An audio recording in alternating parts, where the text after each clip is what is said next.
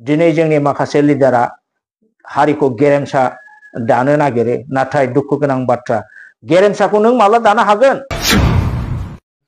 6 जना माबा मोनसे बुङोबा 9 जन एमएलए बेखौ काउन्टार होनानै सेस होगोन अब्ला जोंनि पलिटिकल राइटआ रैखा जाखो ना धंस जाखो दा बेलायावहाय जोंनि बर' इन्टेलेक्चुएल बर' विभिन्न अर्गानाइजेशन विभिन्न राजनीतिक दलनि लिडारफ्रा मानो मोदोमाव नांदिया थांनाय एमपि इलेक्शनावबो गोबां बेबायदि सरनिया मानसिफ्रा दारायबावदों दा बेलायावहाय जोंनि बर'नि भबिष्यतआ बिराद खोमसि सर थांनाय डिलिमिटेशननि सायावहाय नोंथाङा मा बुंनो सानो थांनाय डिलिमिटेशननि सायाव जों बेखौनो बुंनांगोन जे 2003 नि 10 फेब्रुआरियाव जे एकर्ड जादोंमोन बिटिसि एकर्ड आरो बे उनाव एक्ट जादों बे हिसाबै बिटिसि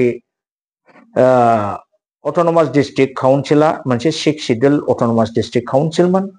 आरो भारतनि संविधान हिसाबै संविधाननि 300 धारा आर्टिकल आरो 332 धारा आर्टिकल मते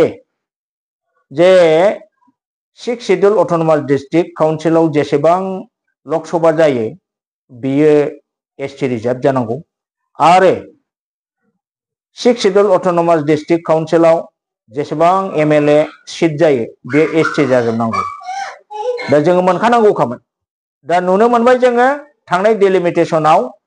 बे बिटिसि 6 शिड्यूलखौ नो वेर खालामनानै बाहाय 15टा एमएलए सीट होदोंमोन भारत सरकारा 15टानि बिथोराव 9टाखौ जेनेरेल सीट बिथांमोनहा बानायदों 6टाखौल' जोंनो एसटी होलांदों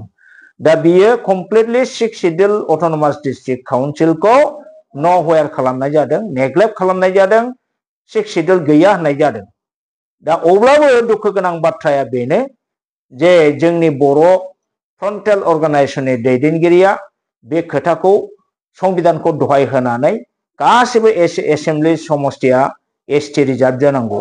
भारतनि संविधान मते आरो एमपिआ क'क्राझार आरो उदालगुरि मोननै जानांगौमोन आरो बे एसटी रिजार्व जानांगौ बे खोथा फंसेबो बुङाखै दा बे बिराद दुखु गोनां बाथ्रा जादों जोंनि मैखोम अर्गानाइजेशना ज' जानानै बियो मोनबा आरो बिटिसिआ जुदि गमामायै 6 शिड्यूला दाबो दङब्ला 15टा एमएलए सीटआव 15टाबो बियो एसटी रिजार्व जानांगौमोन आरो जोंहा पपुलेशन हिसाबैबो जेरै कार्बि आंलंआ 6 लाखजोंनो डिफु मोनसे एमपि समष्टि मोनदों जोंना 15टा एमएलए नि समष्टिनि पपुलेशनखौ लायोबा जेन'बा 7टा एमएलए जों मोनसे माने एमपि समष्टि आरो 8टा एमएलए जों मोनसे एमपि सानै एमपि जों मोननो हायोमोन अब्ला जोंनि पलिटिकल राइटआ प्रोटेक्टेड जागौमोन दिनै जोंनि माखासे लिडारा हारिखौ गेरेमसा दानो नागिरो नाथाय दुखु गोनां बाथ्रा गेरेमसाखौ नों माब्ला दानो हागोन नोंनि पलिटिकल राइटआ प्रोटेक्टेड जायोब्ला रैखाथि गोनां जायोबा दिनै ट्राइबेलनि इस्यूनि सायाव सोर एमएलएआ बुंगोन सोर एमपिआ बुंगोन दिनै जों नुनो मोनबाय बिटिसि 6 शिड्यूलनि आन्दाराव 9 जना जेनेरेल एमएलए 6 जनाल' ट्राइबेल एमएलए जानोसै 6 जना माबा मोनसे बुङोबा 9 जन एमएलए बेखौ काउन्टार होनानै सेस होगोन अब्ला जोंनि पलिटिकल राइटआ रैखा जाखो ना धंस जाखो दा बेलायावहाय जोंनि बर' इन्टेलेक्चुएल बर' विभिन्न अर्गानाइजेशन विभिन्न राजनीतिक दलनि लिडारफ्रा मानो मोदोमाव नांदिया जुदि कन्स्टिट्यूशनाव होखायाबा आलदा खोथामोन दंखाथारो 330 धारा 332 धारा बे मोननैखौ दहाय होनानै जों बिनो हानांगौमोन बिनो हायाखै जायनि फलाव जों दा डिप्राइभ जाबाय पलिटिकल राइटआ जोंना डिप्राइभ जाबाय अब्ला नों गेरेमसा हारि बोरै दानो हाबावनो आंनि मथेबा 15 जनाव 6 शिड्यूलनि कन्स्टिट्यूशनल प्रोविजन मते 15टा एमएलएआबो एसटी जानांगौमोन मानोना बे प्रोविजनावनो 332 आवनो 5 नम्बर सब कलमाव दंखायो जे 6 शिड्यूल अटोनोमास डिस्ट्रिक्ट काउन्सिलनिफ्राय नो एनी नन ट्राइबल कैंडिडेट कैन रिप्रेजेंट होननाय सोदोबबो दंखाबावो रावबो नन ट्राइबेला बे 6 शिड्यूल एरियानिफ्राय एमएलए हिसाबै रिप्रेजेंट खालामनो हाया अब्लाबो बेफोर संविधानाव थाखाबाबो जोंनि बर' लिडारफ्रा रावबो मोदोमाव नाङाखै जोङो सानसुमा दानि दैदेननायाव सानसुमा खुंगुर बैसोमुतिनि ओरैनि दैदेननायाव 11टा जोङो अर्गानाइजेसनफ्रा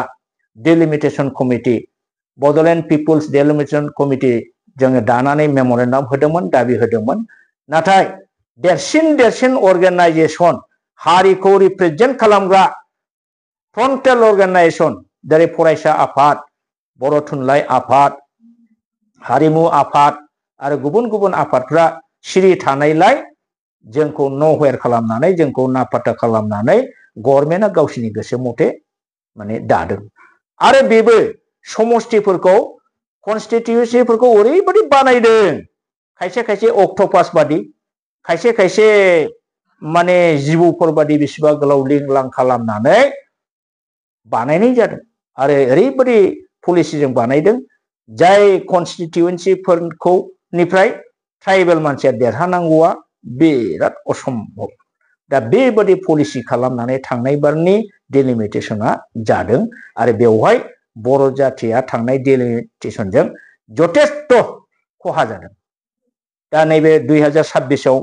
मोनसे जाबावनांगौ दं बेवहाय जुदि बेखौ थिग खालामफिननानै लानो हायाब्ला डिलिमिटेशन गोदान जानायाव 6 शेड्यूलनि प्रोविजन मथे 6 शेड्यूलनि आन्दाराव गासिबो एमएलए खौ एसटी रिजार्भ गासिबो एमपी खौ एसटी रिजार्भ होनायखौ जुदि दाबिनानै लानो हायाबा बर' जातिया जोबस्रांनो बारा गोबाव गैलिया दा क'क्राझारा एसटी रिजार्भ जादों बै गोदो गोदायनि ट्राइबेलनि बै समाव भारत स्वाधीन जानायनि उनाव 74% ट्राइबेला दंमोनखाय बेखौ एसटी रिजार्भ होदों बे प्रोविजन मथेसो क'क्राझारा दाबो एसटी आव दं नाथाय दिनै बे 2003-4 आव ट्राइबेलनि पपुलेशना ओरैबायदि खम नोङो 12% 13% 15% गाहामल' दङ दा अब्ला बे क'क्राझार लकसभाआबो बेखौ नायोब्ला 2026नि डिलिमिटेशन जाबावोबा एसटी रिजार्भआ उठायनोबो हागौ नंखायनो जोंनि ट्राइबेल पिपलफ्रा बेखौ डिमान्ड होनांगौ सिन्स क'क्राझार एमपी कन्स्टिटिउन्सि या जोंनि 6 शेड्यूल एरियानि नंखायनो आर्टिकल 330 मथे बे एसटी रिजार्भ सीटखौ 6 शेड्यूलनि प्रोविजन मथे होनांगौ होननानै डिमान्ड खालामनांगौ not on the basis of percentage of the tribal people but on the basis of 6 schedule area 6 schedule autonomous district council बेनिफ्राय बेखौ रिजार्भ खालामनांगौ होननानै जोंनि ट्राइबेल मानसिफ्रा बेखौ डिमान्ड होनांगौ नङाब्ला पलिटिकेलि जोङो सेस जानोसै दा बिनि बेलायाव जों माखासे सर'नियाफोरनि सर'नियाया भारतनि कन्स्टिटिउशननि शेड्यूल ट्राइबनि लिस्टआव गैया अर्थात सर'निया is not listed in the schedule tribe community in the constitution of India बे जेखि जाति जाया मानो सरन लानानै सर'निया जानाय लोगो लोगो he is promoted to general he is promoted to higher class दा दिनै बर' जातिखौ फोजोबस्रांनो थाखाय आसामनि गिबि मन्त्रि बिथां हिमन्त बिश्व शर्माया मा खालामखो बेखौ मोनसे गभर्नमेन्ट अर्डारनि दारै जे जायफोर सर'नियाफ्रा बर' कसारिनिफ्राय फैदों बिसोरखौ बर' कसारि होननानै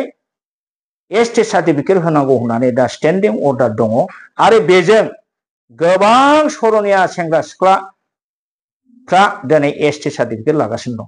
थांनाय बाराव 2 नम्बरनि भाबै माखासे बर' मानसिफोरनिनो मददाव हिरा सर'नियाया एसटी सार्टिफिकेट मोननानै जदिवबा बियो बर' कसारिनिबो नङा राभानिबो नङामोन अब्लाबो 2 नम्बर भाबै बियो मोननानै बर' सर'सा समिति दानानै 10 बोसोर बे एमपि जालांबाय 10 बोसोराव बे क'क्राझार एसटी रिजार्भ खथानि एरिया डेभेलपमेन्टखौ जोङो बर' ट्राइबेल मानसिफ्रा डिप्राइभ जाबाय नब सर'नियाया बे 10 बोसोराव नडाल अफिसारा क'क्राझारनि डिसि जानांगौमोन नाथाय गाव जिहेतुके बे एलेकायाव बारा फैनो सुबिदा जाया बियो नलबारियाव बेखौ शिफ्टिं खालामनानै नलबारि डिसिनि थ्रुयै बे 10 बोसोरनि गासिबो एरिया डेभेलपमेन्टनि खामानिखौ बियो मावदों दा बिनि दारै 10 बोसोर सासे सर'निया मानसिया 2 नम्बर सार्टिफिकेट लानानै 10 बोसोर क'क्राझार लकसभा समष्टिखौ थगायनानै थांबाय आरो 10 बोसोराव नडाल अफिसारा नलबारिनि डिसिआ जाबाय बेखौबो जोंनि रावबो लिडारा खिन्थु खबर गैया जेबो खबरखौनो लाया दा बे हिसाबै जोङो कनसियास जानांगोन जे एइबारनि डिलिमिटेसनाव 2026 आव जायोब्ला क'क्राझारखौ एस पार दा सिडिउल 6 सिडिउल एलेका हिसाबै बेखौ लाबोनांगौ दा हेमन्त बिश्व शर्मानि खोथाखौ आं बारे बारे बुङो मानोना बिथाङा जेब्लाबो एंटि बर' पलिसि लायो माब्रैलाय बे बर'आनो जा कसारियानो जा सरनिया लाखांनानै बिनि मोनथायानो गैला बे अलरेडि हायार क्लासाव कनभार्ट जाबाय माब्रै बे अरिजिनालि बर'मोन होननानै बे एसटि मोननांगौ माब्रै बिथाङा बे अर्डारखौ होनो हायो इट इज एगेन्स्ट द कनस्टिटिउसन अफ इन्डिया भारतनि संबिधानखौ बिजितखौ बिथाङा भायलेट खालामगासिनो दं होमब्लाबो जोंनि दैदेनगिरिफ्रा मानो सिरि थाखो गाबोन समफोर एमएलए एमपि फैगासिनो दं नै दा नुदो गोबां सरनिया गथ'फ्रा जोंनि बर'नि अर्गानाइजेसन बर'नि पलिटिकल पार्टिनि एगेन्स्टै जेनेरेल मानसिफोरनि जानानै एसटि रिजार्भ खथायाव बिसोरो कन्टेस्ट खालामगोन दा बेवहाय जोंहा बिराद खहा जानायनि बाथ्रा दं सरनियायानो 10 बोसोर जोंखौ जा खहा खालामबाय आरो एबार बांसिन धरनै खहा जाबावगोन थांनाय एमपि इलेक्सनावबो गोबां बेबायदि सरनिया मानसिफ्रा दारायबावदों दा बे बेलायावहाय जोंनि बर'नि भबिसतआ बिराद खोमसि